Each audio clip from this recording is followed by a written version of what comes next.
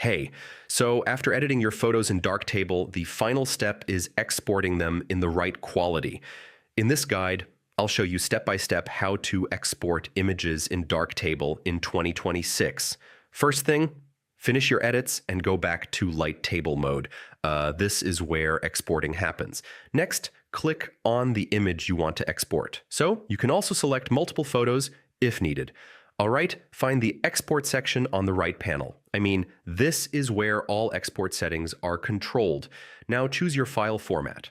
JPEG is best for sharing, while PNG is better for quality and transparency. Next, set image quality. So increase quality for sharper results, but keep file size in mind. All right, choose where to save your file. Pick a folder you can easily find later, and click export.